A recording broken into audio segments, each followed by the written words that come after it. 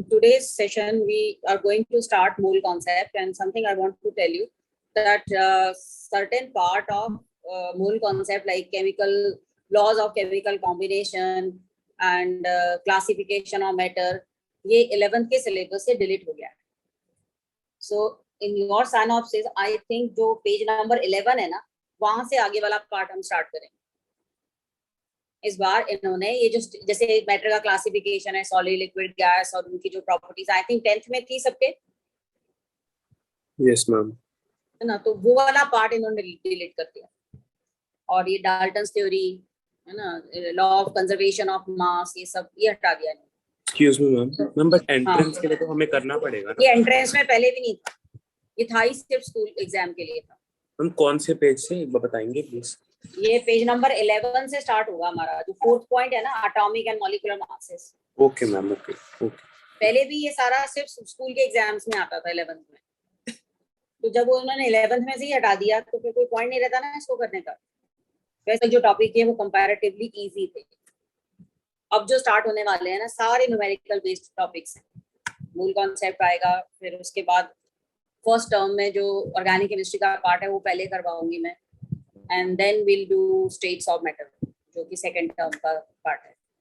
First term के syllabus पहले करेंगे, उसमें मूल कॉन्सेप्ट एंड रिडॉक्स हम पहले करने वाले हैं. राइट, कुछ और पूछना है किसी को बिफोर आई स्टार्ट मूल कॉन्सेप्ट?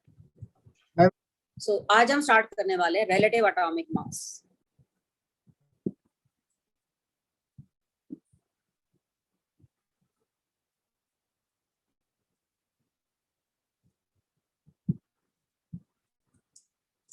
कनवप्रीत, यहाँ अब इसमें नहीं करेंगे हम. सिग्निफिकेंट नंबर वगैरह तुम फिजिक्स में कर लिया तुमने, यूनिट डायमेंशंस में.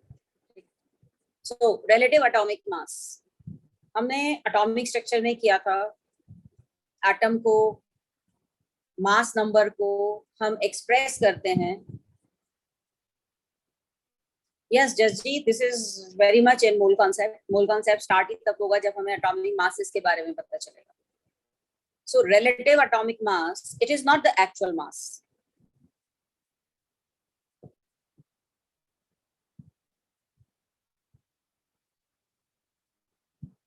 It is comparative mass. It is comparative mass using a standard reference element. तो में से किसी ने पहले पढ़ा है रिलेटिव एटॉमिक मास के बारे में?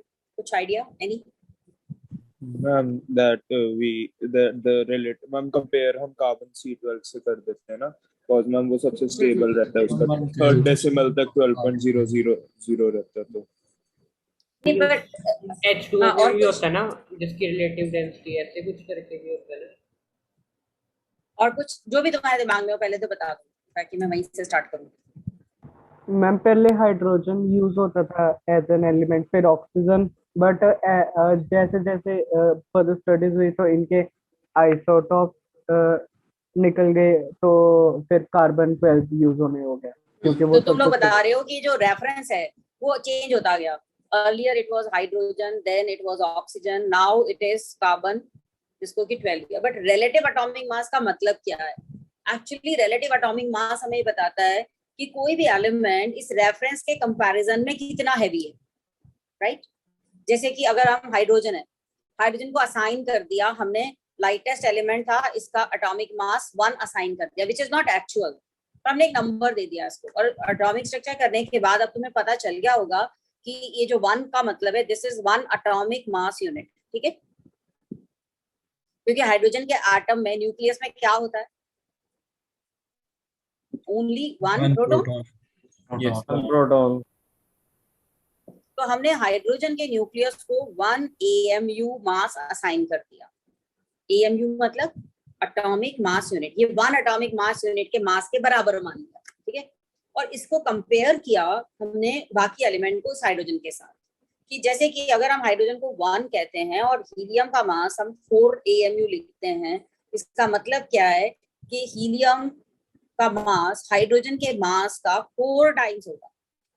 Got it? हीलियम का मास हाइड्रोजन के मास का 4 टाइम होगा.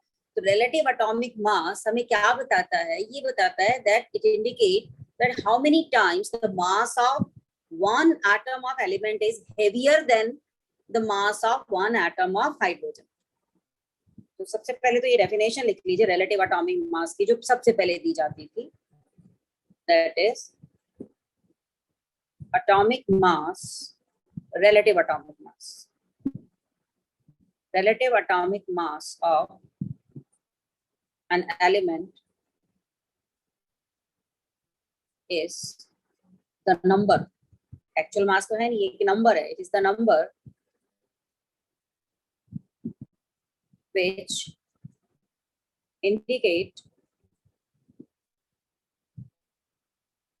how many times the mass of one atom of the element is heavier than the mass of hydrogen. अब हाइड्रोजन का मास 1 थोड़ी है, हाइड्रोजन का मास 1 नहीं है, इसका मास समथिंग इन ग्राम्स है। हमें पता है कि 1 एटॉमिक मास यूनिट है, मतलब 1 प्रोटॉन के मास के बराबर मास है हाइड्रोजन का, तो दैट इज द एक्चुअल मास। पर अभी हम रिलेटिव एटॉमिक मास में कोई भी एक रेफरेंस वैल्यू ले ली हमने हाइड्रोजन की, हमने कहा हाइड्रोजन के एटम में 1 एटॉमिक मास यूनिट थी, तो इसका जितना मास होगा हीलियम के एटम का मास इसका 4 टाइम्स है। तो हमने क्या कह दिया कि हाइड्रोजन में अगर 1 एटॉमिक मास यूनिट है तो हीलियम में 4 एटॉमिक मास यूनिट के बराबर मास होगा। तो ये एक रिलेटिव मास था जो नॉर्मल मास की यूनिट में तो था ही नहीं, एक नई यूनिट दे दी थी हमने एएम, उसको यूनिफाइड मास भी कहते हैं। This AM is also known as unified mass, इसको 4U भी लिखते हैं। So earlier hydrogen was taken as a reference. अगर हम 2 कंटेनर लें, ठीक है, एक में हाइड्रोजन गैस डालें और एक में हीलियम डालें,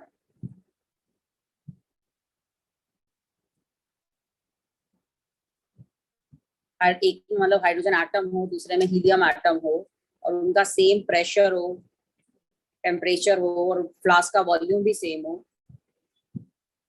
अगर मान लो 2 gases same temperature, pressure, volume पर हैं, तो उनके मॉलिक्यूल्स भी सेम होते हैं। और जब हम कंपेयर करते हैं तो हीलियम का मास हाइड्रोजन के, जैसे अगर हम गैस लेते H2 लेते, अब बताएंगे जरा कि ये मास, हीलियम का मास इस सिलेंडर के मास से कितना आएगा, 4 टाइम आएगा या डबल आएगा? डबल आएगा ना। हाँ, तो अगर हमने मान लो गैसेस ली, so gases with same number of gases, एक मिनट, एक एक्सपेरिमेंटल फैक्ट है that if 2 different gases are placed at same temperature, pressure and volume,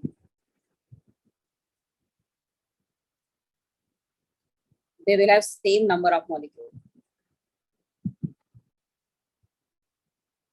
They have same number of molecules, number of molecule same होता है। तो इसका मतलब अगर हमने हाइड्रोजन और हीलियम को रखा सेम टेम्परेचर, प्रेशर और वॉल्यूम पे, तो इसका मतलब दोनों में मॉलिक्यूल सेम होंगे। जितने हाइड्रोजन के मॉलिक्यूल एक कंटेनर में, दूसरे में उतने ही मॉलिक्यूल हीलियम के होंगे।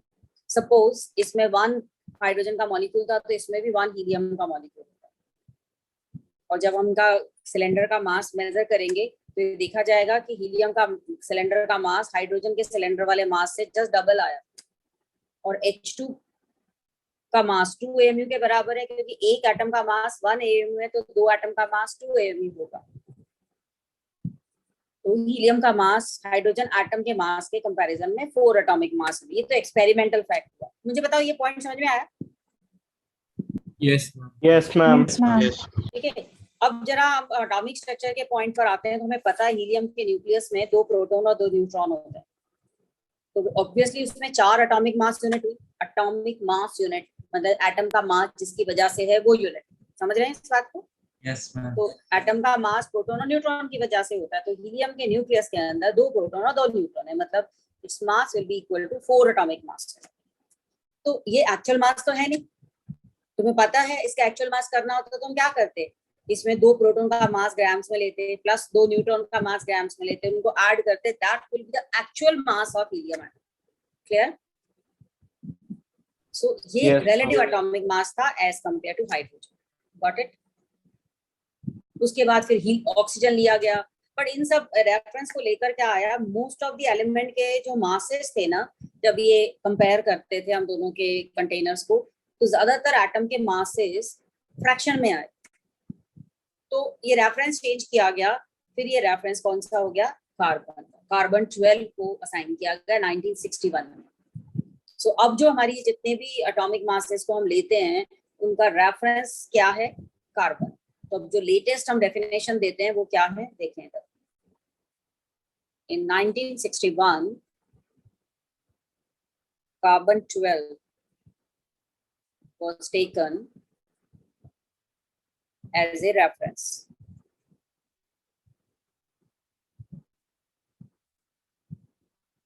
Reference standard. In this system, carbon 12 is assigned a mass of exactly 12 atomic mass units, and mass of other atoms are given relative to this standard.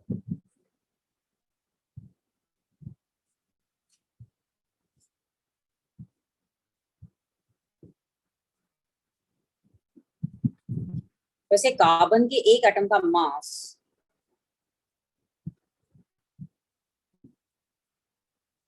बाद में मास स्पेक्ट्रोमेट्री कई techniques आ गई थी, वहां से atom का मास निकाला गया। तो मास of one atom of carbon ये आता है 1.99 into 10 to the power minus 23 ग्राम। तो मास ऑफ 1 AMU क्या होगा, what will be mass of 1 AMU? 1.99 into 10 raised to minus 23 by 12. इसका 1/12 है ना, इसका 1/12 होगा ना। मतलब कार्बन के एक एटम का मास, मतलब ये 12 यूनिट्स का मास हुआ। कार्बन को हमने 12 AMU बोल दिया, 12 एटॉमिक मास यूनिट है इसमें। इसका मतलब एक एटम में इतना मास है जो कि 12 एटॉमिक मास यूनिट के बराबर है। तो एक AMU का मास कितना हुआ, 1/12 ऑफ दिस।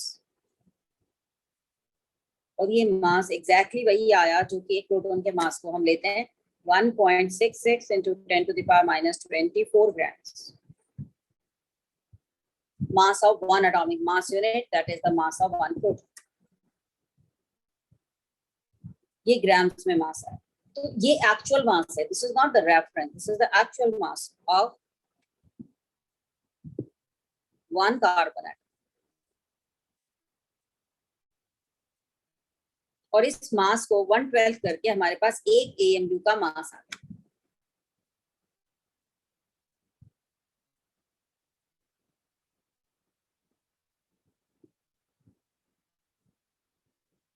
ये एवरेज आ गया ना, एक 1 AMU का मास। कार्बन के मास में जितने भी थे, तुम्हें पता है प्रोटॉन और न्यूट्रॉन में से थोड़ा सा न्यूट्रॉन हैवी होता है, पर अभी ये हमारा एवरेज मास आ गया कि 1 AMU का मास, एवरेज मास कितना हुआ, इतने का। मुझे बताओ यहाँ तक क्लियर हुआ?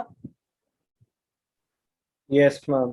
Yes, ma'am. Yes, ma'am. अब ये कितनी ट्रिकी सी है ना स्टेटमेंट, 10⁻⁻23 10⁻20 इस तरह से जब हम वैल्यूज लेते हैं, यूज करना हमारे लिए हैंडी नहीं है ये वैल्यू। इसलिए जब हम AMU में इसको यूज करते हैं हमारे लिए बहुत ही कन्वीनियंट हो जाता है कैलकुलेशन करना। अभी हम देखते हैं कैसे इजी हुआ ये स्लाइड बेटे सबने लिख ली? Ma'am 2 minute. हाँ 1 minute. मैम 1 AMU मतलब 1 प्रोटॉन हो गया ना? 1 प्रोटॉन तो नहीं हुआ, 1 एटॉमिक मास यूनिट, क्योंकि प्रोटॉन और के साथ न्यूट्रॉन भी तो होते हैं। Okay ma'am. जो मास है हाइड्रोजन एटम का मास,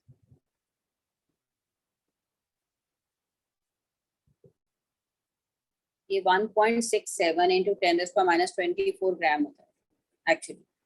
अगर हम इसका रिलेटिव मास दें,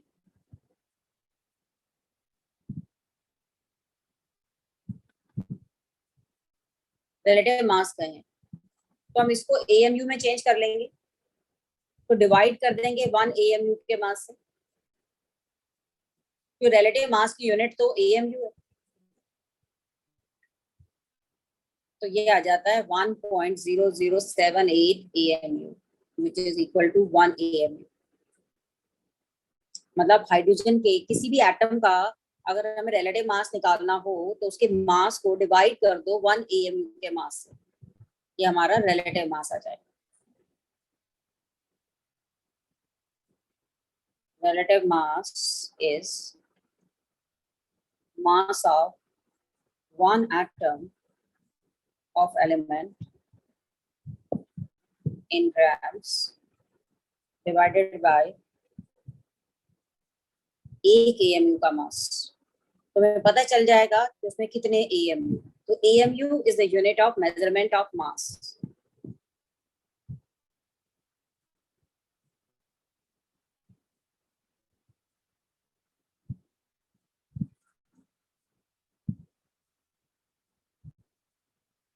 Mass of an atom। So 1 AMU unified mass, इसको U से भी लिखते हैं, इसको 1 डाल्टन भी कहते हैं। 1 AMU 1 डाल्टन कई तरह से लिखा जाता है।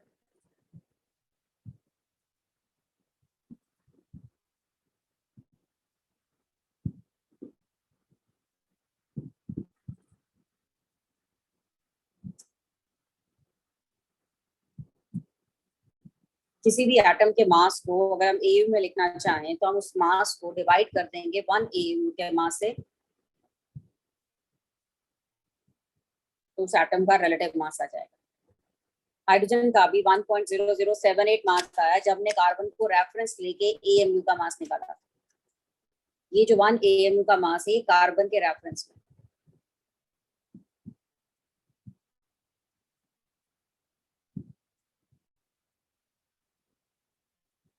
इसी तरह से इज इट ओके ये वाला स्लाइड? मैम मेरे सेकंड। Excuse me ma'am. बोले मैम यहाँ पे हाइड्रोजन के मास में 1.67 क्यों आया? 66 नहीं होना चाहिए। मैं क्या बोल रही हूँ, ये रेफरेंस मास जब ने कार्बन का मास माना, उसका 1/12 किया, उसको लिया हमने इक्विवेलेंट टू दिस, तो कार्बन के मास में 12 में कुछ न्यूट्रॉन भी तो आ गया, कुछ प्रोटॉन भी आ गया। Okay ma'am. ठीक है, और ये तुम आगे पढ़ोगे न्यूक्लियर केमिस्ट्री वगैरह में कि जब एक एटम बनता है, उसका न्यूक्लियस बनता है, तो न्यूक्लियस के बनते हुए कुछ एनर्जी लूज होती है, इसका मतलब कुछ मास एनर्जी की फॉर्म में निकल जाता है जब एक एटम का न्यूक्लियस बनता है। Okay ma'am. तो एक्चुअली जब हम एक न्यूक्लियस का मास लेते हैं ना, वो सेपरेटली प्रोटॉन और न्यूट्रॉन के मास से थोड़ा सा कम होता है। चलिए यहाँ तक आ गया। अब जरा देखिए, अगर सपोज हमें दिया जाए कि हीलियम का रिलेटिव मास 4 AMU है, ठीक है, this is relative mass, then what will be its actual mass? Grams में क्या होगा हीलियम का एक्चुअल मास? क्या करेंगे हम, इसको 1 AMU के मास से मल्टीप्लाई कर कर देंगे। कर देंगे 1 AMU बहुत ही सिंपल, मास से। ये हीलियम का एक्चुअल मास आ जाएगा। तो किसी भी एटम का अगर हमें एक्चुअल मास निकालना हो तो हम क्या करते हैं, जो रिलेटिव मास है,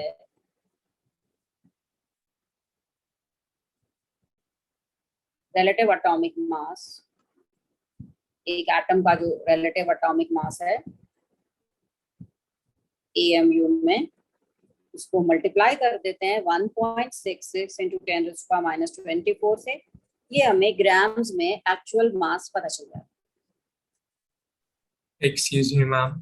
मैम पर जैसे वहां पे जब हमने हाइड्रोजन का रिलेटिव मास निकाला था तो वहाँ छोटा सा एरर था जो हमने अप्रोक्सीमेशन ली थी, तो जब हम बड़े मास वाले एलिमेंट के साथ मल्टीप्लाई करेंगे तो वो एरर बड़ा नहीं हो जाएगा? नहीं, पर वो ग्राम में तो लिख ही सकते हैं ना, उसमें 1.0078 को तो हमने नेग्लेक्ट कर दिया, बाकी में थोड़ी करते हैं। हाइड्रोजन में नेग्लेक्ट करना इजी भी है क्योंकि एक ही तो एटम मतलब एक ही यूनिट है, जब यूनिट ज्यादा हो जाती है फिर हमें सारा लेना पड़ता है, तो आगे की यूनिट भी लेनी पड़ती है। Okay ma'am. अभी तो कार्बन लिया है, कार्बन को लेते हुए मैक्सिमम का फ्रैक्शन में नहीं आता, होल नंबर्स में आता है।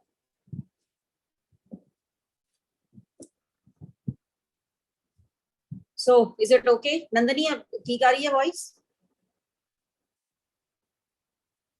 Yes ma'am. सो ये क्लियर हुआ यहाँ तक? अब बड़ा सिंपल सा छोटा सा क्वेश्चन, अगर हमारे पास हीलियम के 52 atomic mass units, suppose we have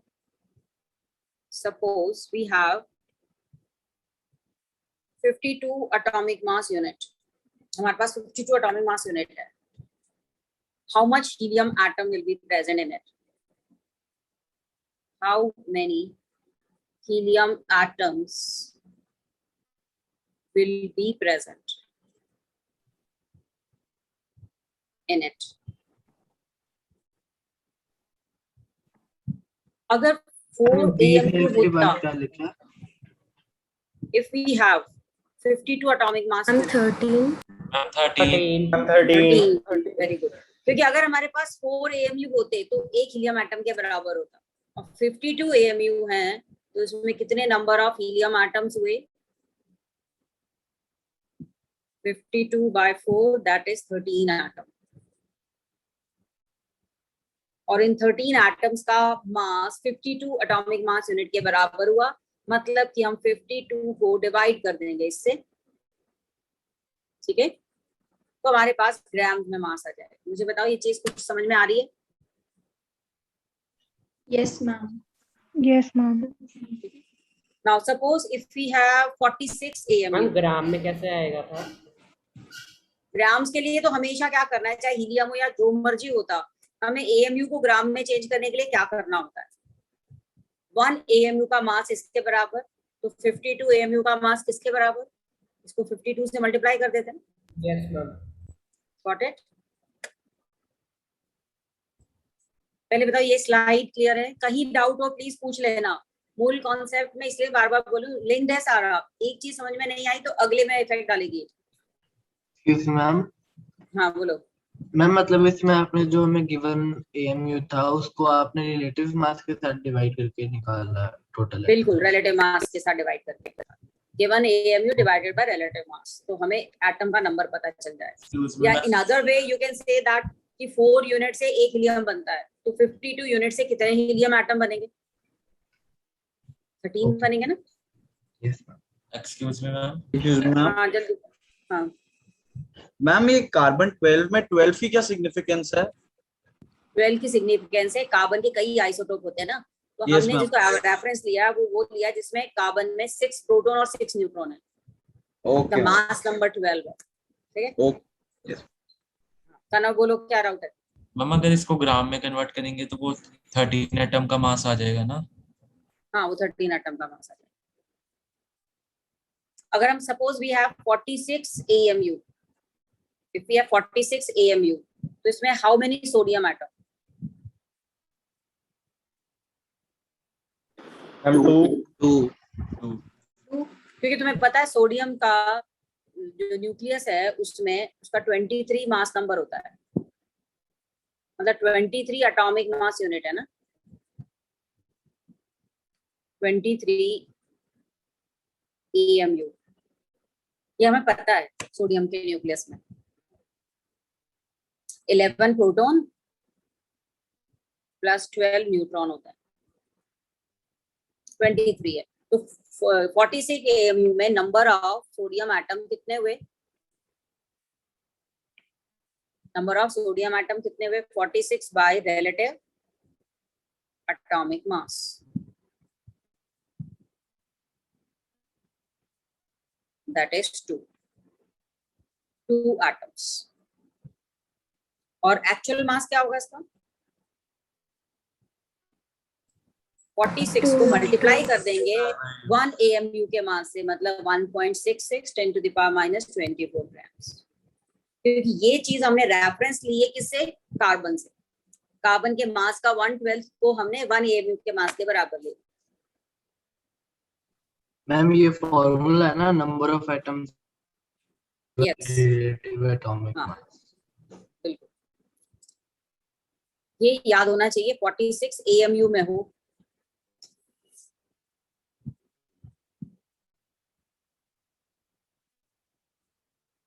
ma'am जो मास नंबर्स हैं वो कहाँ तक याद कर लें? मास 30 तक तो आने चाहिए, 36 तक, जैसा मैंने एटॉमिक स्ट्रक्चर में बताया था। Yeah. ठीक है, अब जैसे सोडियम में तो कोई प्रॉब्लम नहीं थी, 23 AMU, बट अगर मान लो हमारे पास कोई ऐसा एलिमेंट है जिसके आइसोटोप्स की जो अबंडेंस है काफी ज्यादा है, तब हमें एवरेज लेना पड़ेगा। सो अगर हम कहते हैं एवरेज रिलेटिव मास, तो उसका मतलब क्या है? Average of all isotopes,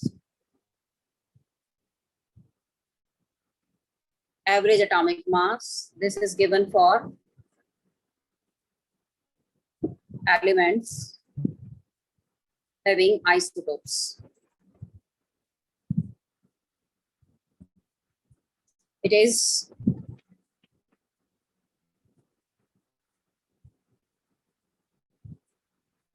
is average of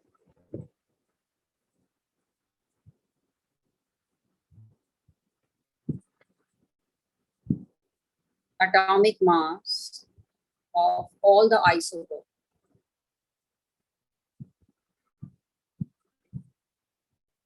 with the help of fractional abundance. Fractional abundance इसका मतलब होता है कितनी परसेंटेज नेचर में प्रेजेंट है। जैसे कि मैं पहले भी बताया था, क्लोरीन के 2 आइसोटोप्स होते हैं, क्लोरीन 35 होता है और क्लोरीन 37 है। तो जब हम एवरेज लेंगे तो हम एटॉमिक मास यूनिट कितनी लें? 35 लें या 37 लें? प्रॉब्लम हो जाती है। और एक्चुअली इन दोनों की परसेंटेज भी क्या है, ये 3:1 रेशियो में प्रेजेंट होते हैं। मतलब 3 आटम अगर क्लोरीन के हैं और 1 आटम क्लोरीन 37 का है, तो उसमें 3 आटम क्लोरीन 35 के होंगे। अगर हम इसका एवरेज लें तो क्या आएगा? ये 35 मास वाले 3 आटम, 37 मास वाला 1 आटम, टोटल एटम कितने हैं? 4। टोटल एटम 4 है ना, 3 + 1 4। उसका एवरेज मास कितना आ गया? 35.5। तो इसीलिए अब इसका फ्रैक्शन में मास आना शुरू होता है। दिस इज एवरेज एटॉमिक मास। ये AMU में ही है, क्योंकि हमने इसका मास लिया है 35 AMU के बराबर, और इसका मास लिया 37 AMU के बराबर। तो अगर हमारा मिक्सचर में 4 एटम होते, उसमें से 3 आटम 35 वाले होते, 1 आटम 37 वाला होता, तो हम एवरेज ऐसे ही निकालते हैं। इसीलिए कई जो एटॉमिक मास जिनके भी फ्रैक्शन में आते हैं, वो उसका एवरेज एटॉमिक मास होता है। हाँ, आपने रेशियो 3:1 लिखा है। हाँ, 3:1। मतलब 25% अगर 35 वाला है तो 75% अगर 35 वाला है, 25% क्लोरीन 37 वाला होगा। Okay ma'am. Excuse me ma'am, हम हमें कैसे पता कि रेशियो 3:1 ही है? कई और मेथड है ना हमें जानने के लिए। याद करना पड़ेंगे सब। याद नहीं करना होगा, दिया होगा तुम्हें। तो मतलब ये रेशियो में गिवन होगा क्वेश्चन? ये यस दिया होगा। ओके मैम, इसकी रेशियो कोई और भी तो हो सकती है ना? हो सकती है, फिक्स होती है। जो नेचुरल हमारे पास क्लोरीन आटम मिलते हैं, उनमें यही परसेंटेज होती है। ओके।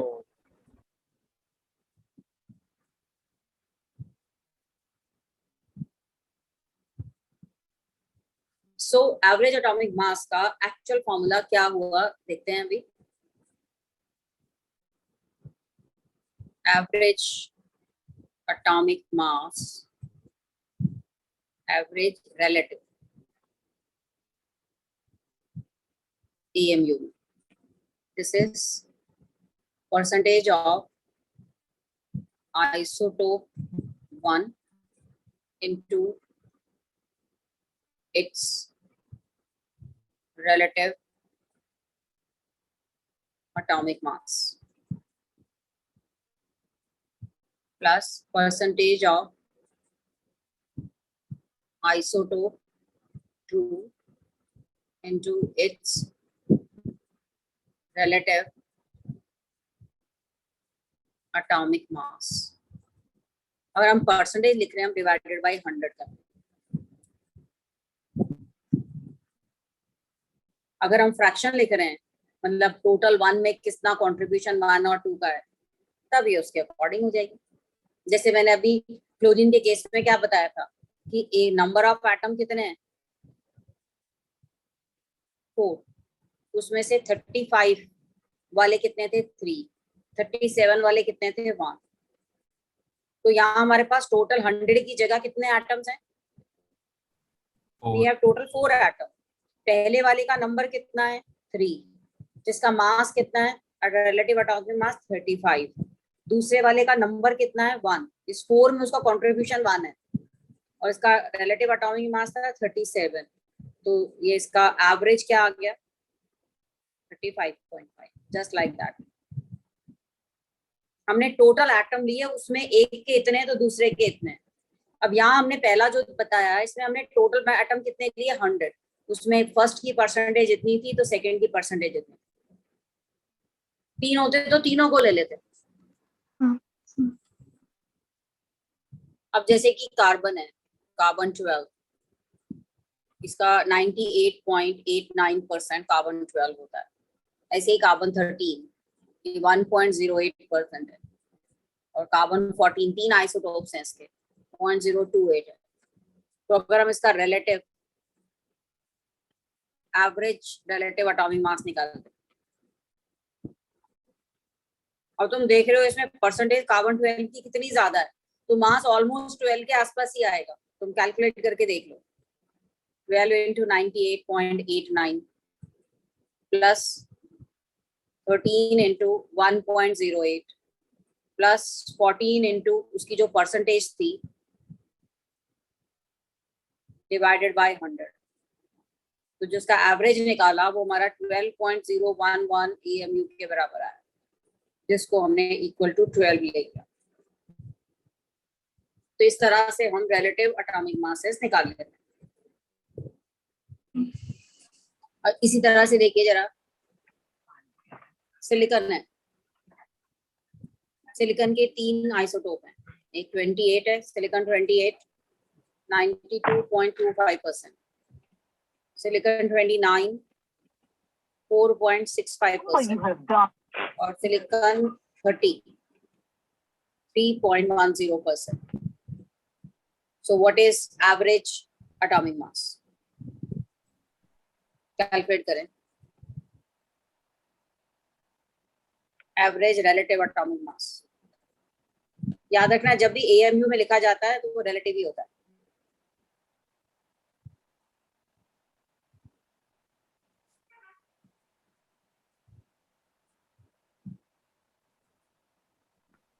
मैम 28.10। 28.10 तो अप्रोक्सीमेटली 28 ही हो गया ना अगर राउंड ऑफ करें हम। Yes ma'am. So average relative atomic mass yeah 92.25 into 28 4.65 into 29 plus 3.10 into 30 by 100 it comes 28.10 U का मतलब unified mass।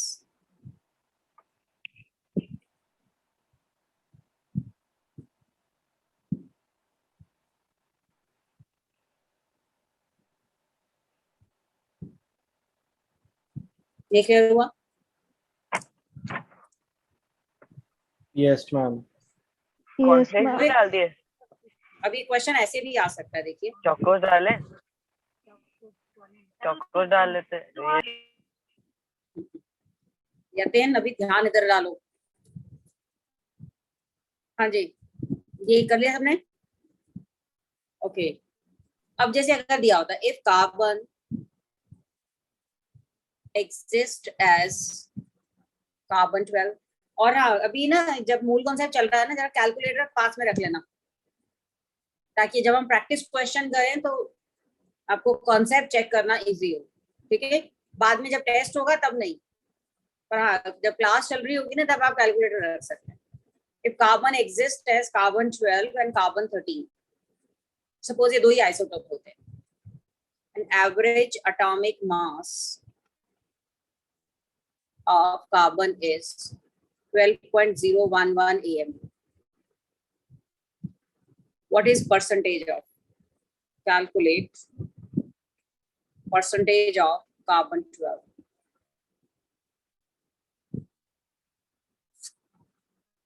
वही फॉर्मूला यूज करना है हमें, this time average is given,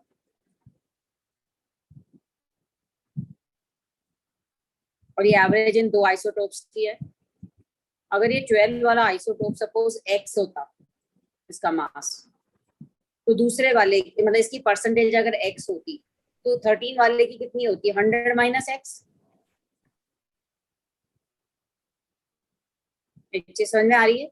अगर हमने सिर्फ दो आइसोटोप लिए उसकी परसेंटेज एक की निकालनी है, अगर एक की परसेंटेज x है तो दूसरे की 100 माइनस x होगी ना, और ये जो एवरेज है वो दिया हुआ है हमें 12.011, तो 12x plus 100 into 13 minus 13x, इसको सॉल्व करके हम x निकाल सकते हैं।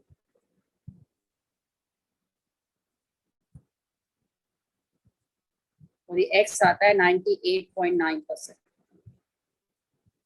इसका मतलब ये जो कार्बन का आइसोटोप का मिक्सचर था हमारे पास, कार्बन 12 और 13 का, जिसका एवरेज मास इतना आया, उसमें दोनों की परसेंटेज हमें पता चल गई। मुझे बताओ ये क्वेश्चन समझ में आया? मैम इसमें आपने x किसको एज्यूम किया? हमने 12 वाले को सपोज x मान लिया कि टोटल जो 100 है उसमें x% कार्बन 12 है, तो 100 माइनस x% क्या होगा, कार्बन 13 होगा। Yes ma'am. ठीक है ma'am, can you please show previous slide one?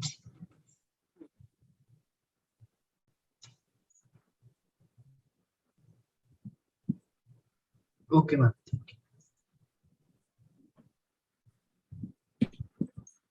मुझे बताओ ये क्लियर हो गया सबको? Yes ma'am. Yes ma'am. तुम्हें पता है ना एवोगैड्रोस नंबर क्या होता है?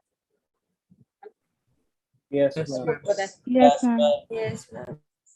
ये नंबर कैसे आया? Ma'am, it is number the कैसे आया? number of atoms in 1 mole. हाँ 1 मोल, बट 1 मोल डिफाइन कैसे किया गया है? Ma'am, given mass divided by atomic mass. Theory थी ना, तुम्हें बताती हूँ ये तरीका क्या है। कार्बन का एवरेज जो एटॉमिक मास है, हमने 12 AMU लिया, ठीक है ना, और इस 12 AMU को हमने क्या मान लिया, 1 एटम, राइट। इस 1 एटम का मास 1.99 इंटू 10⁻⁻23 ग्राम है, राइट। यहाँ तक अभी क्या कि 1.99 इंटू 10⁻⁻23 ग्राम में एक एटम है। अगर हम इस रिलेटिव एटॉमिक मास को न्यूमेरिकल वैल्यू ले लेते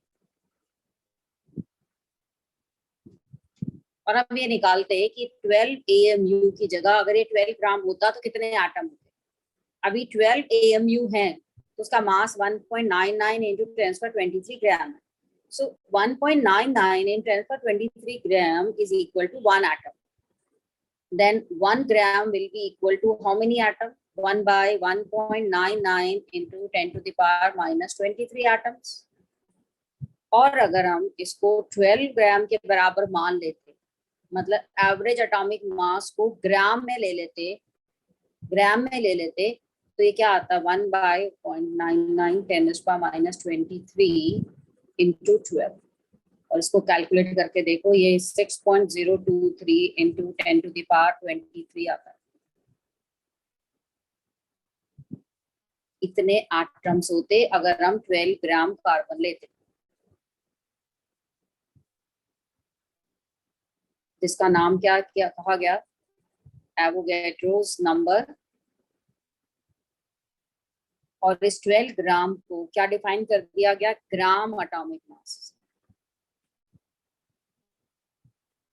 या फिर इसको कहा गया मोलर मास। मोलर मास का मतलब मास ऑफ 1 मोल। जिस तरह से हम कहते हैं अ पेयर मतलब 2 एटम, है ना, अ डजन मींस 12 एटम्स, वैसे ही अगर हम कहते हैं अ मोल, इसका मतलब कितने atoms, Avogadro's number of atom. क्योंकि हमें पता है एटम इतना छोटा होता है, इतना मास कम है कि अगर हम मिलीग्राम्स में भी किसी एलिमेंट का मास लेना तो उसमें भी एटम बहुत बड़े होंगे।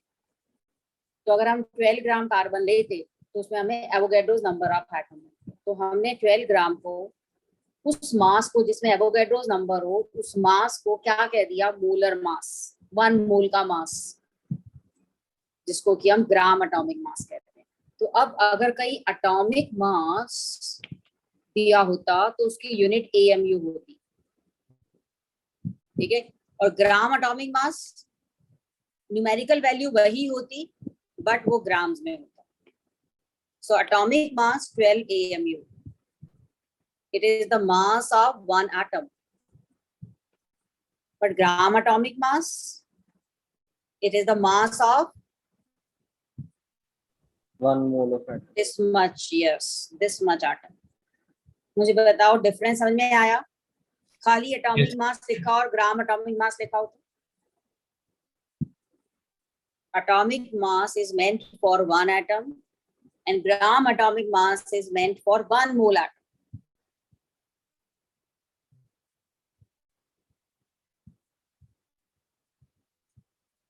पता चला, ये नंबर कोई इमेजिन थोड़ी हो गया था कि अचानक से दिमाग में आ गया किसी। Ma'am, so basically Avogadro's number is equal to 6.023 into 10⁻23 atom is equal to 12 gram carbon atom। Yes 12 ग्राम, मतलब अगर हम कार्बन के का मास 12 ग्राम अमाउंट लेते तो उसमें हमें इतने एटम मिलते। Okay, ma'am। और हमारे पास जब हम केमिकल रिएक्शन करते हैं इतने एटम तो आ ही जाते हैं, तो ये थोड़ा से थोड़ा मास भी लेंगे तो भी large number of atoms will be there. 12 gram carbon atom में we have Avogadro's number। Yes 12 gram अगर हम कार्बन लेते, 12 ग्राम मास वे करके मेजरिंग बैलेंस से 12 ग्राम कार्बन लेंगे, प्योर कार्बन लेंगे, तो उसमें इतने एटम्स प्रेजेंट होंगे। क्योंकि अगर हम इतने ग्राम कार्बन लेते तो एक एटम होता, अगर हम 1 ग्राम लेते तो 1/this होता, अगर हम 12 ग्राम लेते तो इतना होता। सो अब यहाँ से हमारे पास एक कंफ्यूजन क्या आया कि जब भी एटॉमिक मास दिया जाता है 12 AMU लिखा गया है, अगर हम उसके AMU को ग्राम्स में ले लें तो वो उसका ग्राम एटॉमिक मास बन जाता है। और लकीली उसमें किसी भी एलिमेंट की बात करें, अगर हम ग्राम एटॉमिक मास कहते हैं तो वो एवोगैड्रोस नंबर ऑफ एटम का मास होगा, और उस एवोगैड्रोस नंबर को हमने क्या नाम दे दिया, 1 मोल।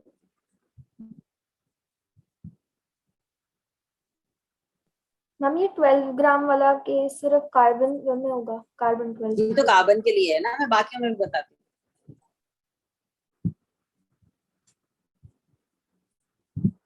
मैं इस स्लाइड को फिर आगे समझाने वाली हूँ एक बार और, पहले सुन लीजिए।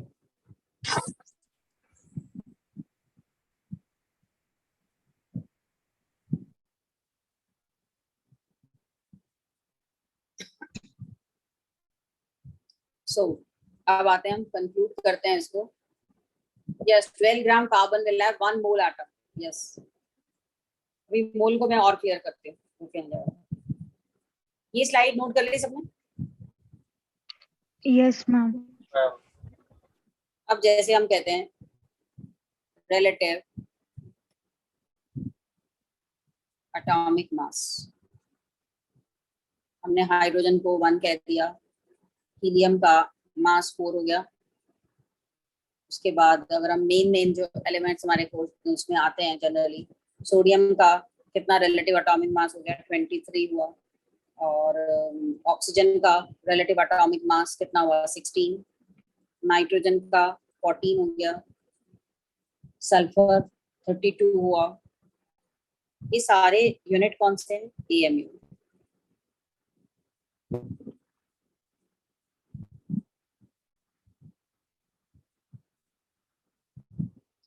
मैग्नीशियम है 24 एएमयू है, कैल्शियम का है 40 AMU,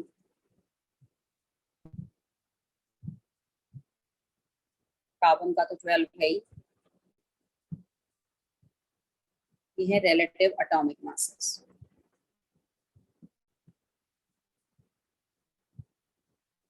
Relative atomic mass, that means mass of one atom. Mass of one atom in AMU.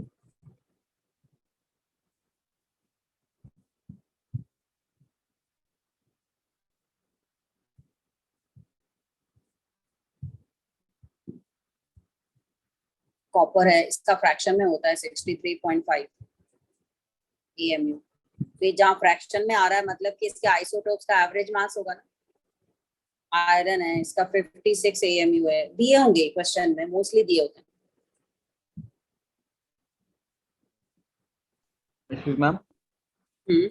Ma'am तो इनमें से किसी को भी मैम अगर हम 1.66 into 10⁻⁻23 से मल्टीप्लाई करते हैं तो उसका मास ग्राम्स में आ जाएगा, बस ग्राम्स में आ जाएगा, बिल्कुल।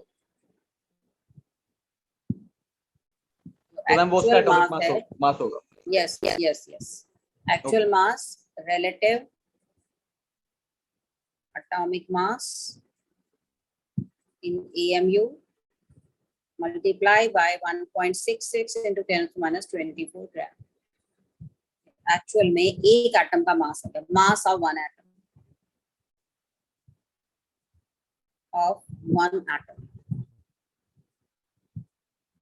in grams.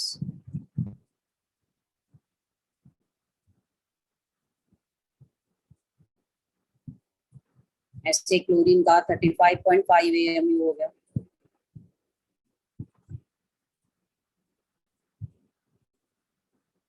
क्लोरीन का 19 होता है।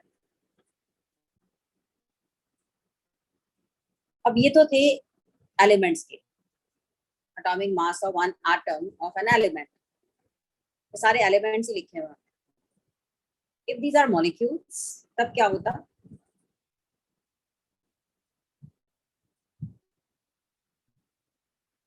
जिंक है उसका 65.3 होता है।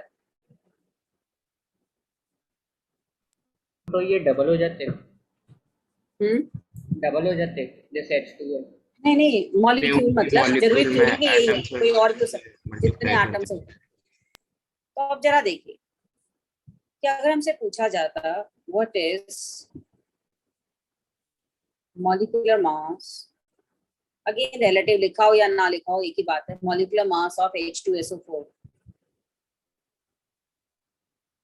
तो कैसे करते हैं, तुम्हें पता है ना कैसे ऐड करते हैं।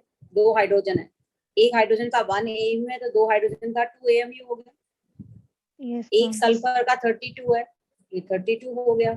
एक ऑक्सीजन का 16 है, उसमें 4 ऑक्सीजन है तो 4 into 16।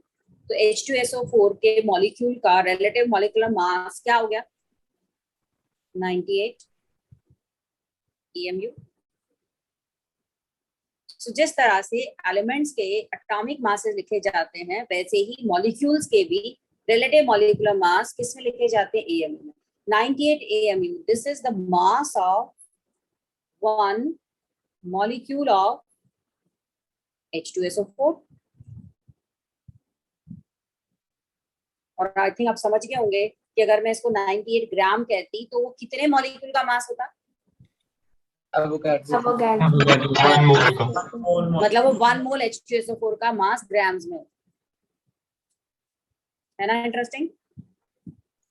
कि अगर हम इस AMU को ग्राम्स में कर देते तो ये सल्फ्यूरिक एसिड के 1 मोल मतलब एवोगैड्रो नंबर के मास के बराबर हो जाते।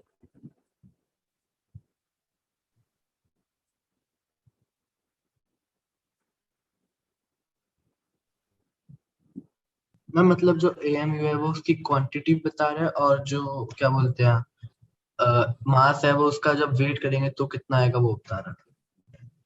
नहीं नहीं, मास ऑफ वन मॉलिक्यूल ये रिलेटिव मास है,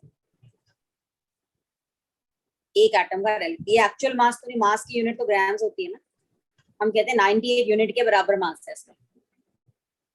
गॉट इट? अगर ग्राम्स में करते हैं तो 98 को मल्टीप्लाई कर देते हैं इससे, तो हमारा ग्राम्स में एक्चुअल मास आ जाता है एक मॉलिक्यूल का। ठीक है, अगर हम एवोगैड्रोस नंबर ऑफ मॉलिक्यूल का मास निकालना चाहते हैं तो हमें कैलकुलेट करने की जरूरत ही नहीं, हम सीधा क्या करते हैं, इसको 98 AMU को क्या लिख देते, 98 ग्राम्स। 1 ग्राम। बिल्कुल, ये उसने के बराबर आ जाता है। तो मैं खुद करके बताती हूँ, देखो जरा। Excuse me ma'am. हाँ बोलिए। Excuse me ma'am. हाँ हाँ बोलो। मैम अगर इस एक मॉलिक्यूल का ग्राम्स में मास निकालना होता है तो उसको 1.66 से मल्टीप्लाई कर देते इंटू 10 की हाँ पावर -24। बिल्कुल बिल्कुल, ये मैंने लिखा ना, actual mass of one atom in grams.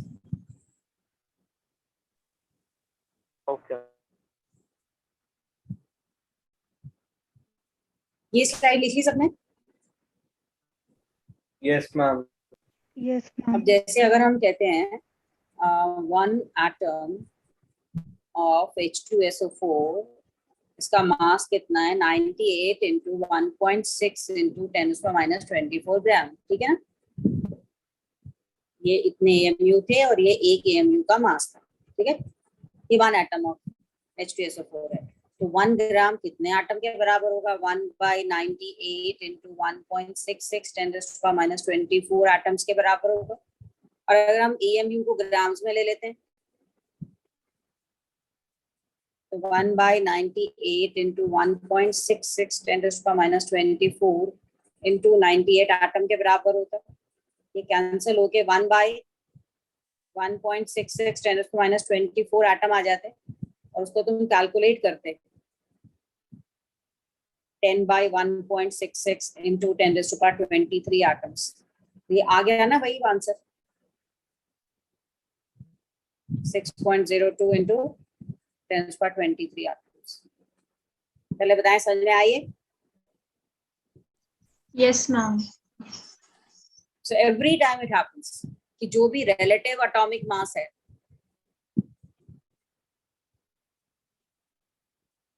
उसकी वैल्यू अगर हम ग्राम्स में लेंगे, relative mass is for one atom, then gram atomic mass will be for Avogadro's number of atom.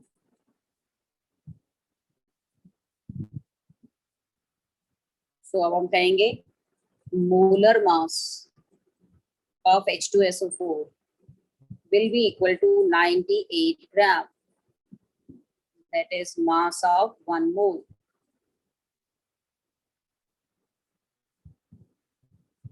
तो कैलकुलेशन जस्ट लिखने की जरूरत नहीं है, समझने की जरूरत है। जस्ट तुम्हें ये बताने के लिए मैंने कहा है कि देखिए every time it comes equal to Avogadro's number. Clear? So definition क्या होगी मॉलिक्यूलर मास की, देख लेते हैं हम।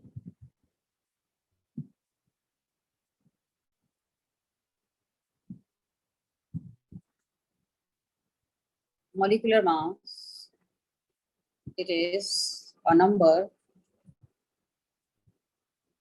same way definition, which indicate, it is a number which indicates how many times one molecule of a substance is heavier than 1/12 of the mass of carbon-12. It is a number which indicates that how many times one molecule of a substance is heavier than 1/12 of the mass of carbon-12, or 1/12 mass of 1 AMU. और दूसरा, it is the sum of के बाद से लिखे आपने, it is the sum of atomic masses of the element present in a molecule.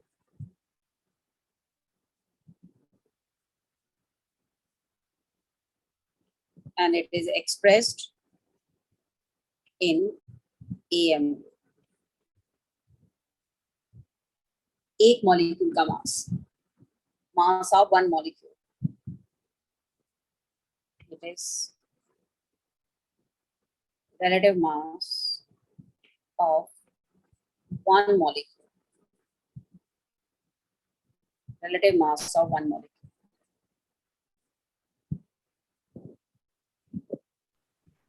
Ma'am वो अपने box में क्या लिखा है? बॉक्स में लिखा है expressed in AMU. Okay, ma'am.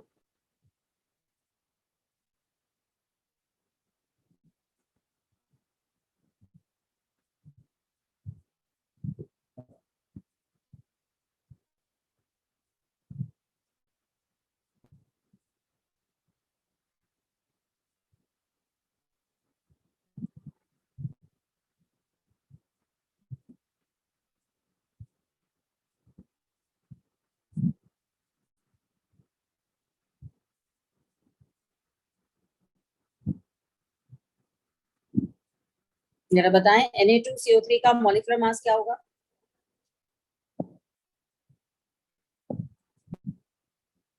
हालांकि Na2CO3 आयनिक कंपाउंड है ना, इसके मॉलिक्यूलर मास की जगह इसको फॉर्मूला मास भी लिख देते हैं.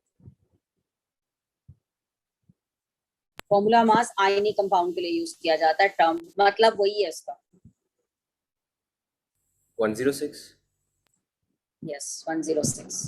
सो Na2CO3 का फॉर्मूला मास कितना हुआ? मॉलिक्यूलर मास या फॉर्मूला मास 2 × 23, 2 सोडियम का मास, 12 एक कार्बन का मास, 3 ऑक्सीजन है, 3 × 16, तो ये 106 AMU आ गया.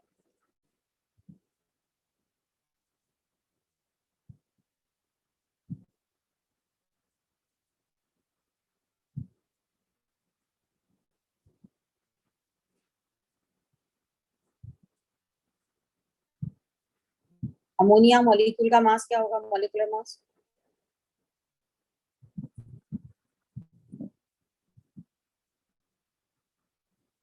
मैम 17. 17. नाइट्रोजन का कितना होता है? 14 + 3 17 AMU.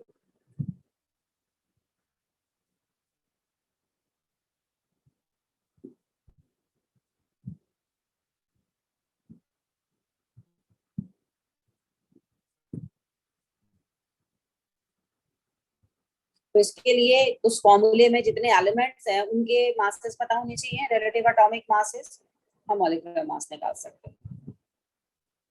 अब इसकी जगह अगर लिखा होता ग्राम मॉलिक्यूलर मास, तो उसका मतलब क्या होता? तो पहले मुझे बताओ, ये स्लाइड हो गई सबकी? This one? Yes ma'am. Yes ma'am. So if it is gram molecular mass, ma'am उसका molar mass. Yes. yes, mass of gram molecular mass is the mass of 1 mole molecule in grams, or mass of Avogadro's number of free molecules in grams. या फिर इसको क्या कहते हैं? Molar mass. Molecular अलग है, molar अलग है. Molar mass.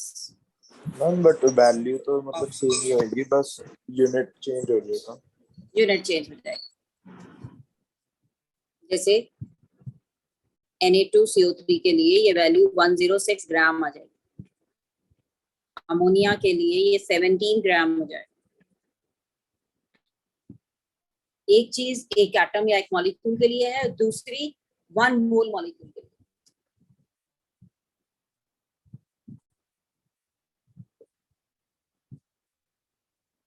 सो 1 मोल एक नंबर है, ठीक है? It's a number.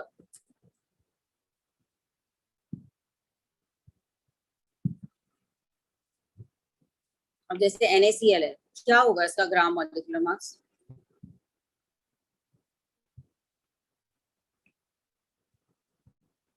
क्लोरीन का तो 35.5 लेते हैं, सोडियम का 23 लेते हैं. तो 58.5 ग्राम्स। 8.5 अगर ग्राम लिख दिया तो एवोगैड्रोस नंबर के लिए हो जाएगा, एएमयू लिख दिया तो 1 NaCl यूनिट के लिए हो जाएगा, 1 NaCl फॉर्मूला यूनिट के लिए हो जाएगा। आयनिक कंपाउंड के लिए मॉलिक्यूल की जगह हम फॉर्मूला यूनिट टर्म यूज करते हैं, फॉर्मूला मास यूज करते हैं। इसके लिए हम फॉर्मूला मास लिखते हैं, मॉलिक्यूल को फॉर्मूला लिखा जाता है ionic compound. So mole is a number, जैसे कि 1 dozen is 12 item, 1 score is 20 item, 1 gross is 144, a pair is 2, तो 1 mole is Avogadro's। हाँ तन मैं बोलो। मैम मतलब जब हम ग्राम में निकाल लेंगे तो वो मोलर आएगा, मोलर मास आएगा। मोलर आ जाएगा, बिल्कुल। तो मोल SI यूनिट है, किसी भी कंपाउंड का अमाउंट एक्सप्रेस करने की SI यूनिट है।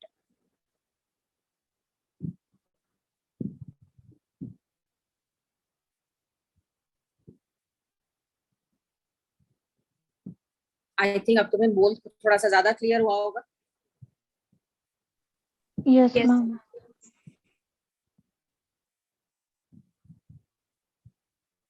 मैम मोलर मास और मॉलिक्यूलर मास में सिर्फ यूनिट्स का फर्क होता है?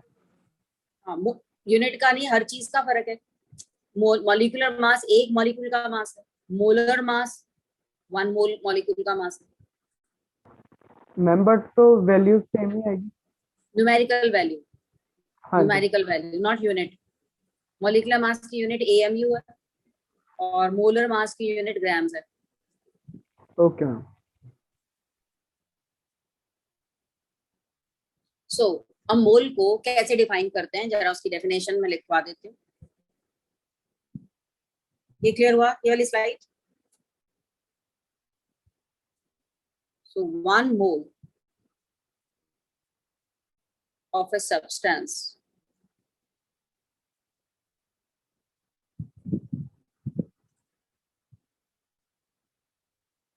that contain as many as particles as in 12 gram of carbon 12 isotope, क्योंकि इसी को रेफरेंस मान के हमने एवोगैड्रोस नंबर निकाला था, याद करो। 1.99 10⁻⁻23 ग्राम 1 कार्बन एटम था, तो 12 ग्राम कार्बन में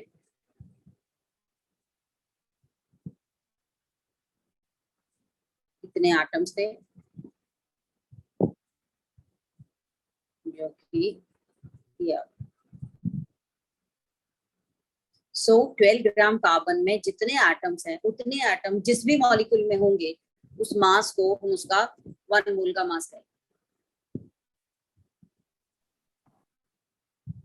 मैम ये 1.99 into 10⁻⁻23 एटम का मास है। ये एक कार्बन एटम का मास है। 1.99 and 23 gram is equal to 1 carbon atom. हमने किया था ना। तो अगर हम कार्बन का 12 ग्राम लेते तो उसमें एवोगैड्रोस नंबर होता। अगर इतने ही एटम जितने भी मास में होंगे उस मास को 1 मोल का मास कहेंगे या उस नंबर को 1 मोल कहेंगे। Excuse ma'am. मैम जैसे अभी 1.99 into 10⁻⁻23 है, ये एक्चुअली 12 AMU into 1.66 into 10⁻⁻23 वही है ना? बिल्कुल ये वही था 12 1.66 into 10⁻⁻24 ग्राम था, इसके बराबर है। हाँ, mass of Avogadro's number of carbon is 12 ग्राम। ठीक है, एक्सक्यूज मी मैम। हाँ नेक्स्ट, ये मास कार्बन के लिए है 12 ग्राम। हाँ बोलो मैम, अगर ये वैल्यू हर जगह सेम आती है तो फिर कुछ जगहों पे इसकी वैल्यू 6.022 और कुछ जगहों पे 6.023 क्यों दे रखी होती है? वो कुछ नहीं होता, 22 ही है, वो 23 है, सॉरी एक्चुअली 23 है, 6.023 इतना डिफरेंस आता नहीं।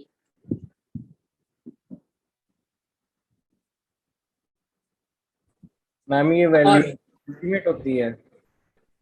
क्या हुआ? मैम जो ये एवोगैड्रो नंबर की वैल्यू ये अप्रोक्सीमेट होती है, एग्जैक्ट होती है? यही 6.023 ये एग्जैक्टली देते हैं हम। पर एक आधा एटम कम ज्यादा भी हो जाए तो क्या फर्क पड़ता है जब नंबर इतना लार्ज है। Okay ma'am. और दूसरी चीज हमें यहाँ से इसकी डेफिनेशन क्या कह सकते थे, पहली तो ये होगी, one mole of substance is that number which contain as many as particles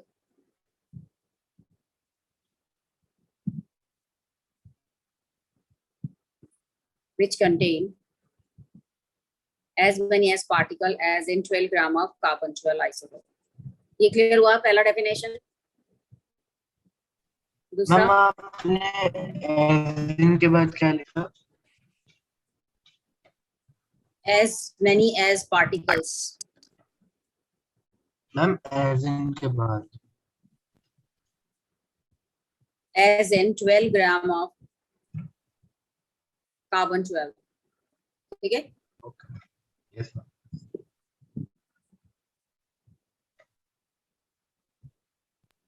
and mass of 1 mole substance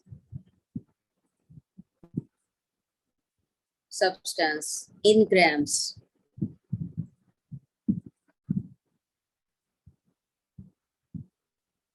is called molar mass, and it is the mass of Avogadro's number of particles।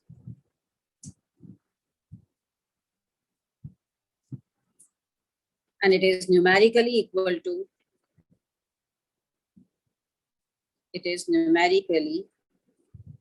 numerical value, it is numerically equal to relative atomic mass or relative molecular mass, molecule है तो, और relative formula mass एक ही बात है।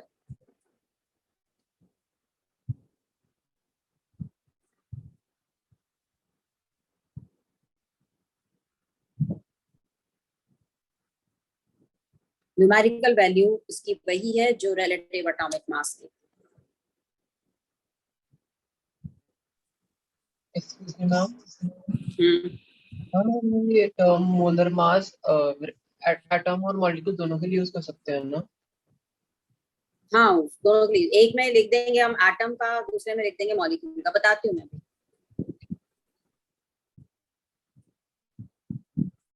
Excuse me ma'am, ma'am molar mass molecular mass multiply by Avogadro number से आता है।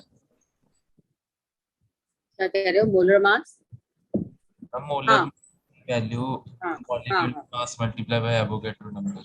पर मॉलिक्यूलर मास को ग्राम में चेंज करेंगे ना तभी आएगी ना। Yes ma'am. बेटर है तुम ये याद रखो, मोलर मास एवोगैड्रोस नंबर का मास ग्राम्स में। अब जैसे देखिए इधर, यहाँ तक लिख लिया सबने? Please wait, ma'am. Excuse me ma'am, ma'am gram molecular मास और मोल मास सेम ही है ना? हाँ सेम ही है।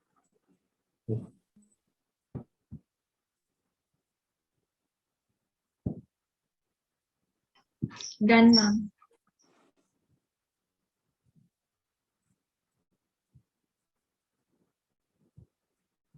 अब जैसे देखिए,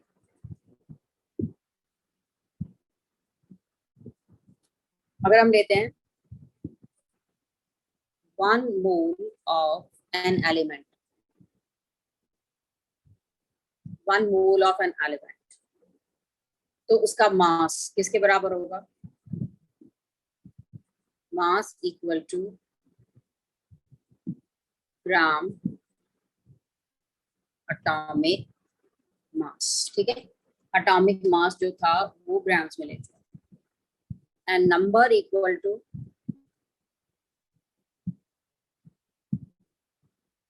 6.023 into 10 to the power 23 atoms।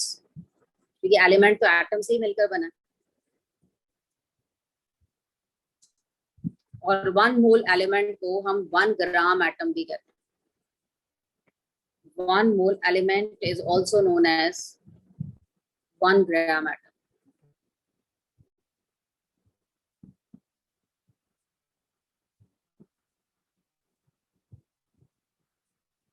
अगर इसकी जगह 1 एटम ऑफ एन एलिमेंट होता,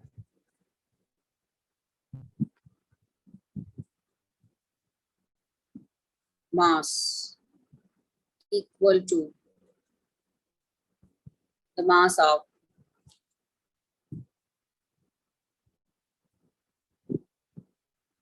relative mass equal to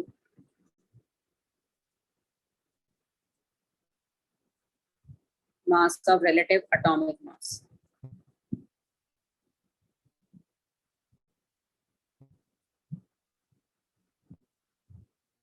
Expressed in AMU.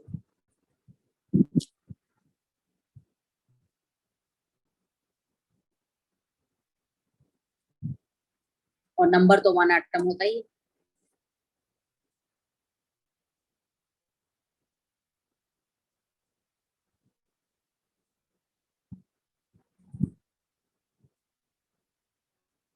Unit AMU।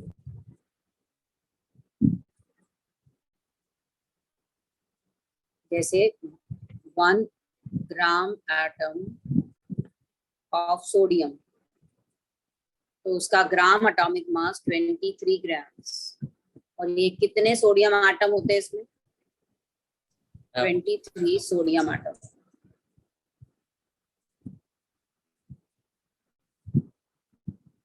और अगर ये होता 1 एटम ऑफ सोडियम, तो उसका मास कितना होता? 23 AMU। जो एक्चुअल मास नहीं है, मास की यूनिट ग्राम्स होती है। इसको अगर ग्राम में चेंज करना होता, मल्टीप्लाई कर देते 1 AMU के मास। इसको हम मोलर मास भी कहते हैं। Mass of 1 mole is also known as molar mass of atom. Excuse me ma'am, ma'am ये 1 GM एटम में GM क्या है? Gram, 1 gram atom. इसको ऐसे भी लिखते हैं 1 ग्राम एटम। अगर ग्राम एटम लिखो ना, gram atom is equal to mole.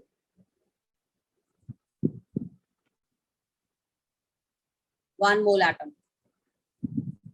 1 gram atom या 1 GM एटम लिखा होता तो 1 मोल एटम के बराबर होता है। तो कंफ्यूज मत हो जाना, कहीं भी लिखा हो ना 1 ग्राम एटम, अंडरस्टूड है कि ये 1 मोल एटम के बारे में बात कर रहे हैं।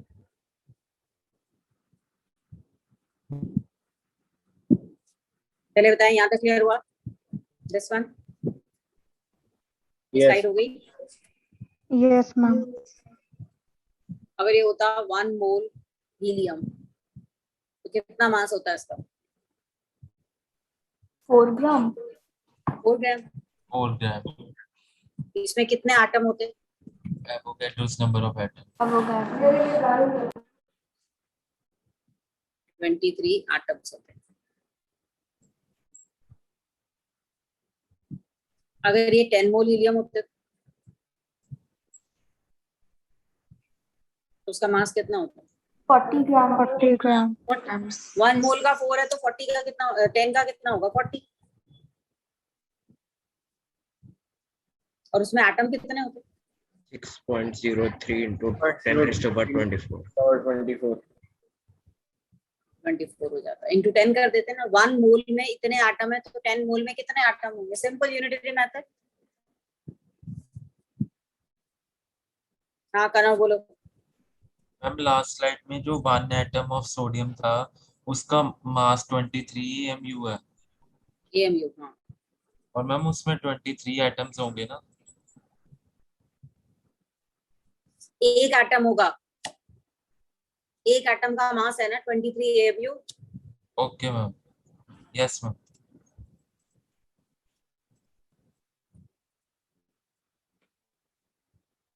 जैसे कि अगर ये होता 1 एटम ऑफ हीलियम, तो मास कितना होता? 4 AMU 4 AMU 4 AMU।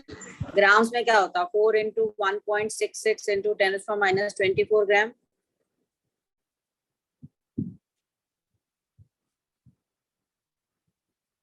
समझ में आइए, अगर हम AMU को इसमें चेंज करना चाहते, ये मास ऑफ 1 एटम हो जाता।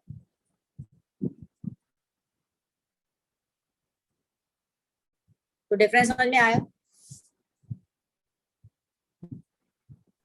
मतलब अगर एटम होगा तो AMU लगेगा, पर अगर एवोगाड्रोस नंबर ऑफ एटम हो जाएगा तो ग्राम लग जाएगा। ग्राम लग जाएगा। सो ग्राम लिखा हुआ है तो ये मोलर मास हो गया। मोलर मास 4 ग्राम है, which is the mass of Avogadro's number of molecule। अगर ये relative mass है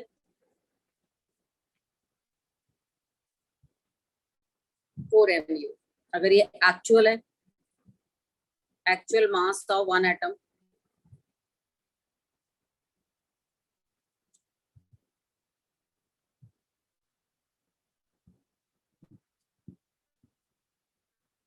ये रिलेशन क्लियर हुआ या नहीं हुआ यहाँ तक? Yes ma'am.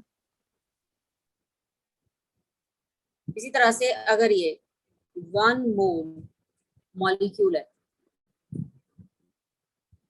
1 मोल मॉलिक्यूल, या इसको हम क्या लिख सकते थे? 1 ग्राम मॉलिक्यूल। एक ही बात है ना? यस 1 मोल मॉलिक्यूल और 1 ग्राम मॉलिक्यूल। हाँ मैम, मेरी पिछली स्लाइड में थोड़ा सा पोर्शन था। हाँ ठीक है। याद रखिए, रिलेटिव एटॉमिक मास एक एटम का मास है, उसमें जितने भी यूनिट्स हैं उसको दिखाया गया है। लेकिन अगर हम मोलर मास कहते हैं तो 1 मोल के मास के बराबर होता है और उसकी यूनिट ग्राम्स होती है। यस मैम, हो गया। सो 1 ग्राम मॉलिक्यूल और mass of 1 mole of molecule, mass will be equal to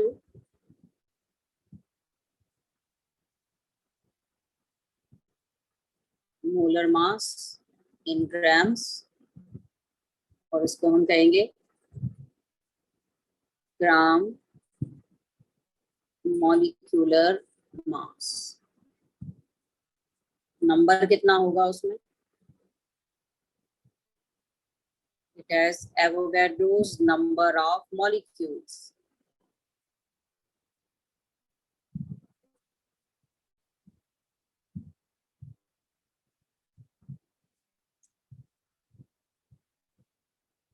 जैसे कि अगर ये लिखा होता 1 मोल ऑक्सीजन गैस,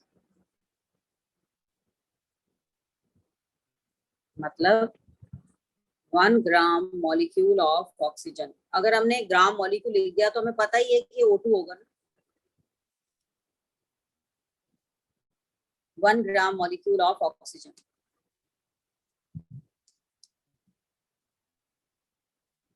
कितना होगा मास इसका? 132 ग्राम। और उसमें Avogadro's number of O2 molecules होंगे। हम इसको ऐसे लिख सकते हैं कि 2 into 6.023 into 10⁻23 O मॉलिक्यूल्स है ऑक्सीजन के, एटम्स है। एटम थोड़ी होंगे इतने, एटम का तो मास 16 ग्राम होगा। हम इसको ऐसे नहीं लिख सकते कि 2 टाइम्स हो जाएगा एवोगाड्रोस हाँ, नंबर? डबल, हाँ वो मैं बता रही हूँ। अगर इसकी जगह लिखा होता 1 ग्राम एटम ऑफ ऑक्सीजन, इसलिए ग्राम एटम बेटर टर्म है, 1 ग्राम एटम ऑफ ऑक्सीजन, तब तुम्हें कोई कंफ्यूजन नहीं होता ना कि तुम ऑक्सीजन के मॉलिक्यूल की बात कर रहे हो कि एटम की बात कर रहे हो। लिखा हुआ है ग्राम एटम। अगर हमें लिखा होता 1 mole oxygen, then it will create confusion. होता ना कंफ्यूजन कि 1 मोल ऑक्सीजन, फिर तुम सोचने लगते अरे ये ऑक्सीजन क्या है, एटम है कि मॉलिक्यूल है। लेकिन अगर लिखा हो 1 ग्राम एटम ऑफ ऑक्सीजन या 1 gram molecule of oxygen, you are absolutely clear कि हम किसकी बात कर रहे हैं। So 1 gram atom of oxygen या 1 मोल ऑक्सीजन एटम मतलब कितने ग्राम हुआ? 16 ग्राम। और उसमें एवोगैड्रोस नंबर ऑफ मॉलिक्यूल नहीं एटम होते, ये दोनों पॉइंट क्लियर हुए या नहीं हुए, पहले बताएं।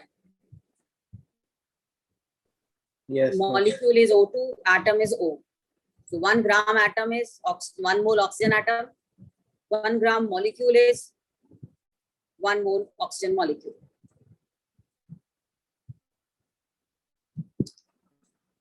So ये स्लाइड हो गई सबकी? Yes, ma'am. 1 minute now. एक मिनट का ना, ये वाली स्लाइड देखना था तुम्हें। Yes, ma'am. मेरे को ये नहीं समझ आया actual mass of one atom कैसे निकाला।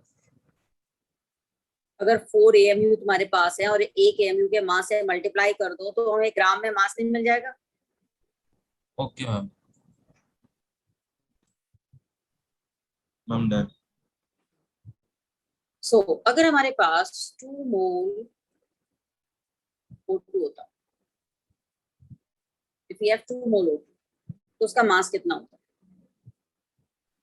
32 into 2, 64. 2 into 32, that means 64 ग्राम होता। उसमें कितने मॉलिक्यूल होते? Ma'am, 2 into Avogadro's number. 2 into Avogadro's number. Molecules. Of O2 molecule.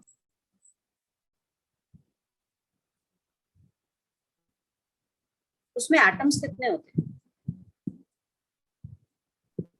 Ma'am इसको 2 into 4 into Avogadro's number. Avogadro's number. Atoms निकालने के लिए हम क्या करते, जितने मॉलिक्यूल्स हैं, नंबर ऑफ मॉलिक्यूल्स को मल्टीप्लाई कर देते एटॉमिसिटी से।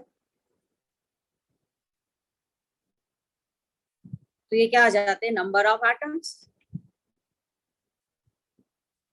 क्योंकि एक ऑक्सीजन में 2 एटम होते हैं, तो इतने ऑक्सीजन में कितने एटम्स हुए, हमने उसको उसकी एटॉमिसिटी से मल्टीप्लाई कर दिया। ये हमारे पास थे मॉलिक्यूल्स, उसको एटॉमिसिटी से मल्टीप्लाई किया इनटू 2। तो जब भी कभी नंबर ऑफ एटम्स निकालने हो किसी भी मॉलिक्यूल में, तो हम फॉर्मूले में क्या लिखते हैं, पहले नंबर ऑफ मॉलिक्यूल निकालते हैं, उसको मल्टीप्लाई करते हैं एटॉमिसिटी से। एक्सक्यूज मैम, मैम अगर हम एक सिंगल एटम का ही निकाल रहे हैं मास, तो फिर वो नंबर ऑफ मॉलिक्यूल्स बोलो, नंबर ऑफ एटम्स बोलो, सेम चीज ही हो गई। जैसे 6.023 into 10⁻23 मॉलिक्यूल बोल रहे हैं, एटम बोलो, हम सेम ही तो नंबर आएगा क्योंकि सिंगल का ही है। क्यों सेम क्यों आएगा?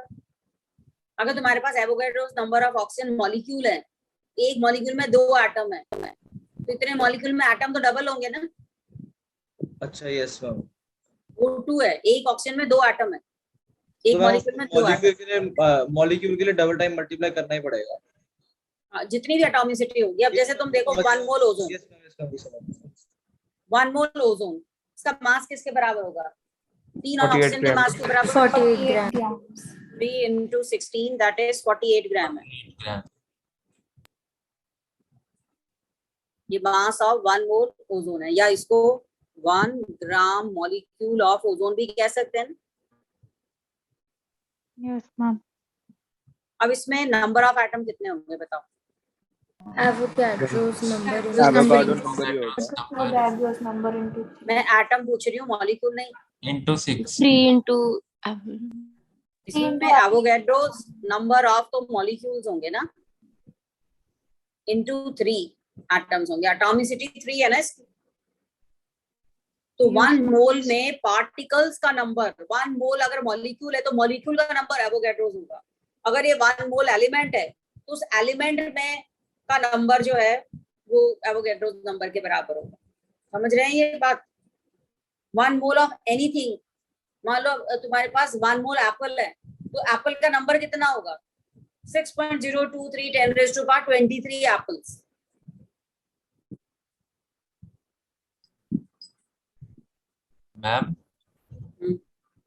मैम इसमें Avogadro number of O3 molecule होंगे ना? Avogadro's number of molecule of O3, पर एटम कितने होंगे? जितने मॉलिक्यूल उसको मल्टीप्लाई करो एटॉमिसिटी से।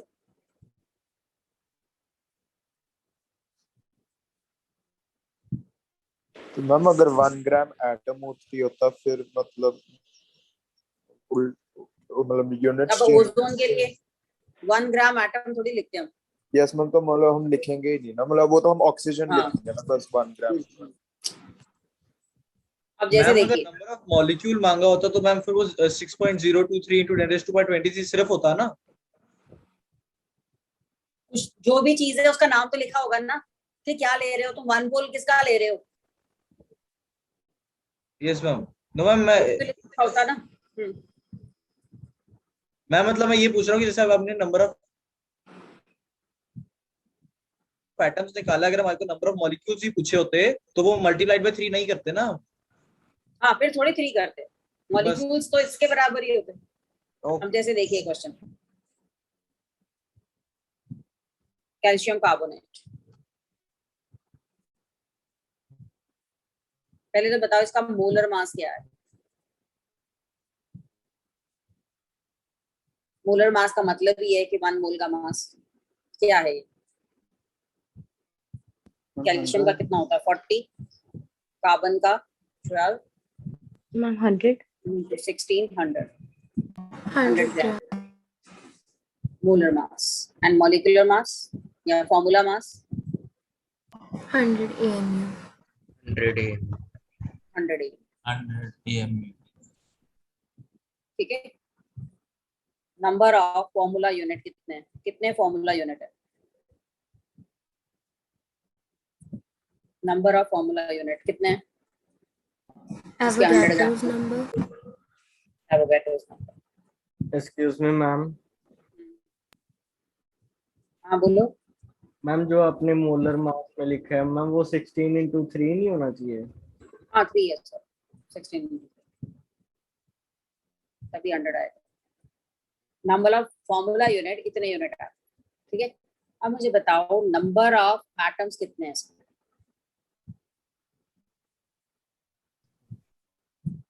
5 into Avogadro's number 5 into इसके एक फॉर्मूले में कितने एटम है। एक कैल्शियम है, एक कार्बन है, 3 ऑक्सीजन है। एक फॉर्मूले में 5 एटम है और हमारे पास फॉर्मूला है इतने सारे। ठीक है। अगर एक फॉर्मूले में 5 एटम है तो इतने फॉर्मूले में कितने एटम होंगे। सिंपल है ना, 5 into एवोगैड्रोस नंबर। यहाँ 5 इज इक्वलेंट टू एटॉमिसिटी। जैसे मॉलिक्यूल के लिए करते हैं हम, वैसे ही यहाँ भी कर दिया हमने। इसके एक फॉर्मूले में 5 एटम थे। अब हमारे पास अगर इतने फॉर्मूलाज होते तो कितने एटम्स होते।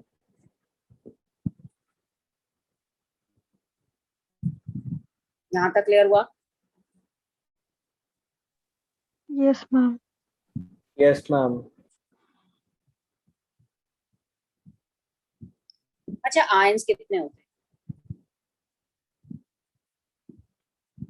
हैं। पता है कैल्शियम कार्बोनेट आयोनिक कंपाउंड है। ये कैसे डिसोसिएट होता है, कौन कौन से आयन से मिलकर बना होता है। मैम कैल्शियम 2 पॉजिटिव है। Calcium 2 positive and carbon 3 negative. Carbonate number of ion, एक फॉर्मूले में कितने आयन्स हैं। कैल्शियम कार्बोनेट अगर डिसोसिएट होता है इसके फॉर्मूले में 2 आयन्स है ना। 2 ions। तो number of ions in 1 mole calcium carbonate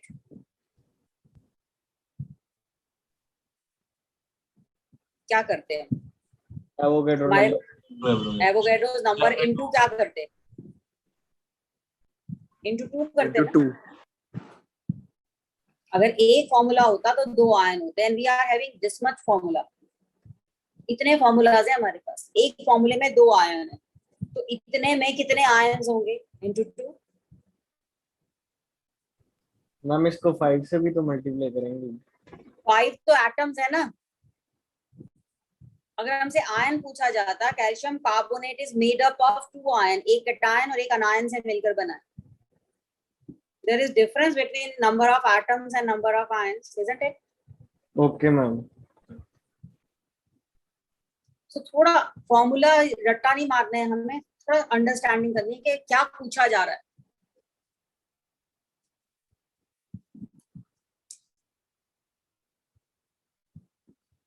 ये क्लियर हुआ। मैम फॉर्मूला यूनिट क्या होता है। आयनी कंपाउंड के लिए मॉलिक्यूल ना कह के फॉर्मूला यूनिट लिखते हैं। It is equivalent to molecule। ठीक है। Okay ma'am. हाँ जी, हो गया ये। अब जैसे एक और एग्जांपल करते हैं। यू हैव 44 ग्राम CO2, मान लो 44 gram CO2. How many moles are there?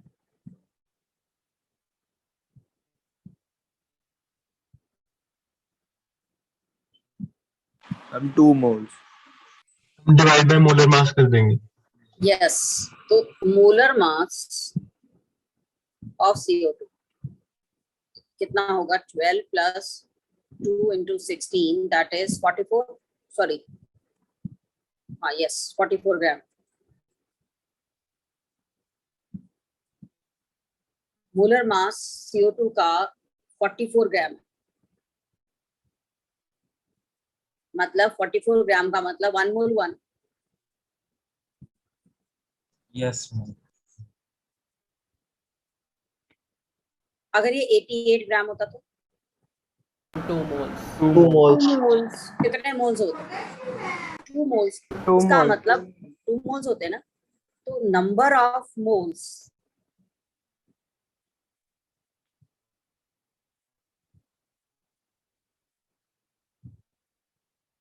Mass divided by molar mass. Mass 88, molar mass is 44, it is 2। और सिंपली देख के ही कह सकते हो, अगर 44 ग्राम 1 मोल के बराबर है तो 88 ग्राम कितने मोल्स के बराबर होगा? 2 मोल्स के बराबर। सो ये फॉर्मूला हमारा मास से नंबर ऑफ मोल्स निकालने का। Given mass divided by molar mass is the number of moles. ये करेक्ट है? समझ में आ गया? जब भी कोई मास दिया होता है, हम सबसे पहले मोलर मास फाइंड करेंगे उस फॉर्मूले का, और गिवन मास को डिवाइड कर देंगे मोलर मास से, हमें मोल्स मिल जाए। अब जरा बताएंगे नंबर ऑफ CO2 मॉलिक्यूल कितने होंगे? Twice second of case Avogadro's of Avogadro's number, क्योंकि 1 मोल होते तो एवोगैड्रोस होता, 2 मोल है तो डबल हो जाएगा।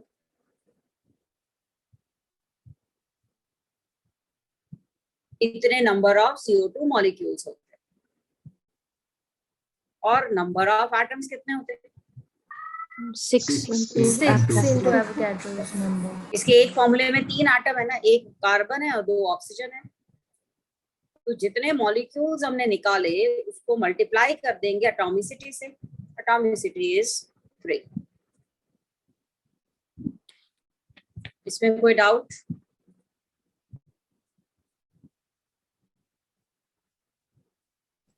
Ma'am number of CO2 molecule कैसे आए? 1 मोल में एवोगैड्रोस नंबर ऑफ मॉलिक्यूल होते हैं। यस। तो 2 मोल में कितने होंगे? ओके।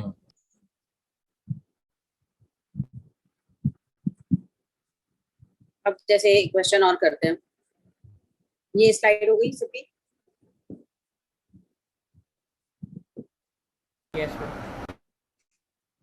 सो अगर सपोज हमारे पास होता 3 मोल अमोनिया, मान लो हमारे पास 3 मोल अमोनिया होता, उसका मास कितना होता? What will be mass in grams? 3 into 17. Moles into molar mass 51 ग्राम। एक मोल का मास 17 होता है, तो 3 मोल का मास कितना हुआ? 51 ग्राम। क्योंकि हमारे पास एक फॉर्मूला अभी हमने निकाला था, क्या था? Mole is mass by molar मास। यहाँ से कुछ भी निकाल सकते हैं ना। अगर हमें मोल दिए होते, मोलर मास पता होता, तो हम मास निकाल सकते थे।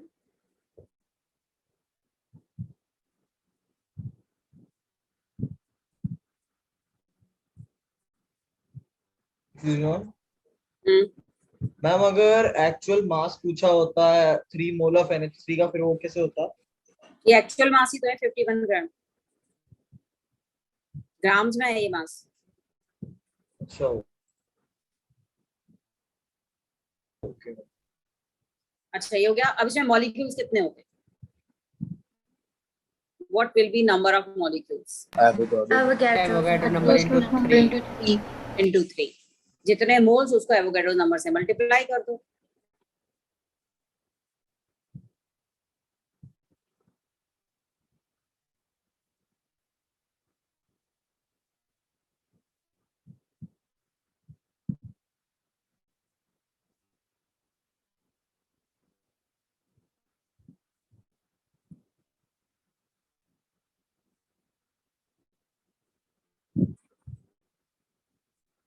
और नंबर ऑफ एटम्स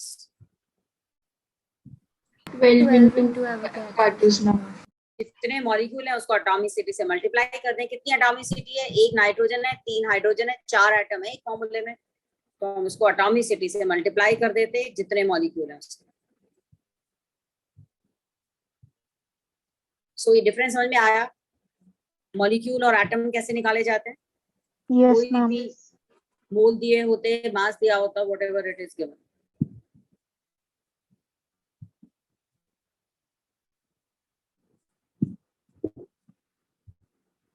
सो हमेशा याद रखिएगा, आज जो हमने किया तो एक बार सम अप कर देती हूँ मैं। क्या 1 mole of anything, its mass will be equal to molar mass और ग्राम एटॉमिक मास। अगर ये 1 मोल एलिमेंट है, अगर ये 1 मोल मॉलिक्यूल है तो उसको हम कहेंगे ग्राम मॉलिक्यूलर मास। अगर ये 1 मोल आयोनिक कंपाउंड है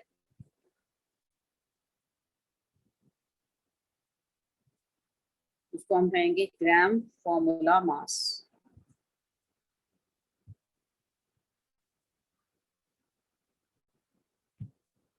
इसकी न्यूमेरिकल वैल्यू वही है जो रिलेटिव मास की थी। और इसका नंबर कितना होगा? हमेशा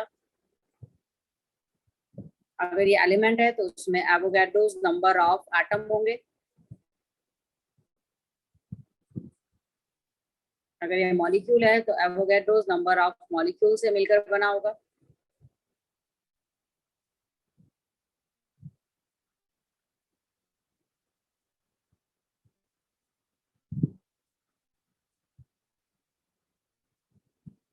और Avogadro's number of formula unit.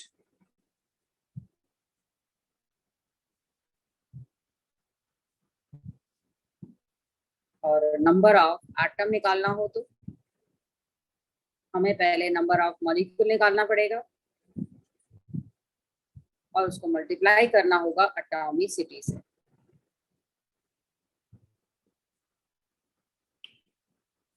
एक फॉर्मूला जो हमने किया मोल का, mole is mass divided by molar मास, जो कि ग्राम्स में होता है।